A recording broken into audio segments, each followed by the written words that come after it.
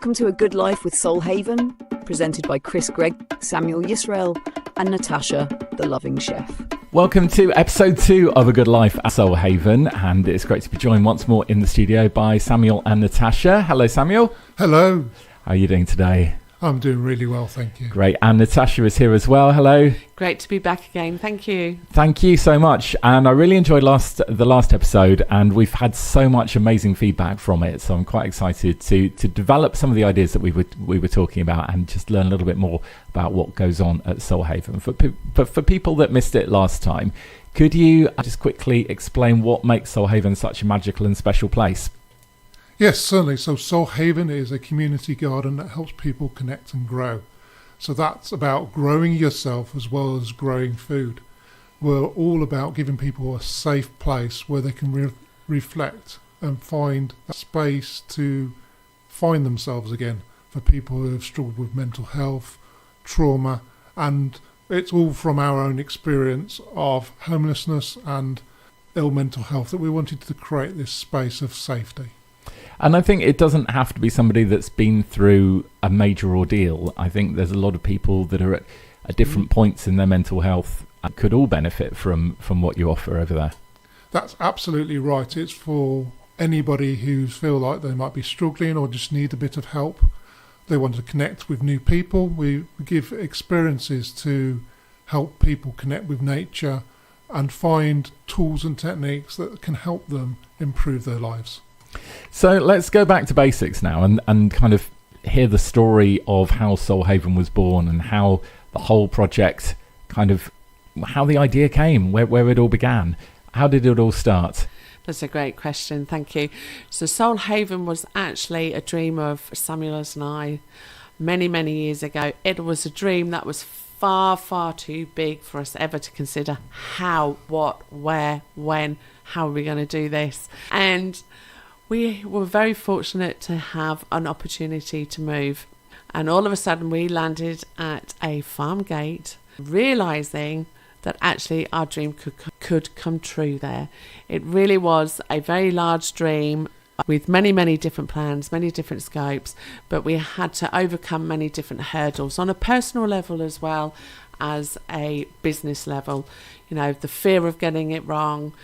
What are we doing? We have no idea what we're doing. It needs to grow organically and just be really people focused. And so what were you doing in your lives before Soulhaven? Oh Where did you come from at that point? Where did I come from? I came from a place in Essex, but business-wise or career-wise before that, I was a chef. So I've always been a chef for a very long time, all around food, all around different areas around food as well, from owning restaurants, working in different restaurants. So I went to London, and prior to that I had an experience with homelessness and also substance and drug abuse as well. So yes, that's my history in a very short nutshell. So you were bringing your experience of cooking and food and nutrition to the project, but also on the other hand kind of understanding, you know, some of the darker places that people might have been to where some of the things that you offer could help. Yes, absolutely.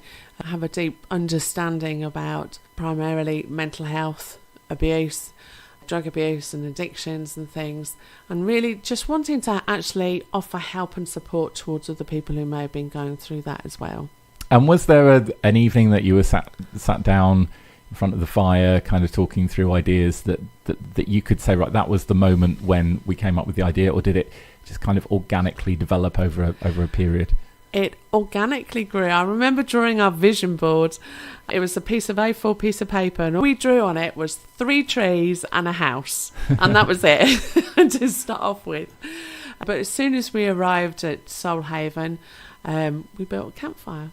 And we invited a few people along, and we'll talk more. I'm sure Samuel will talk more about the drumming and things later on. But we actually started a drumming circle, and somebody said, what has to happen to make things happen? And it was one step at a time and having the vision of where we could go with small, steady steps.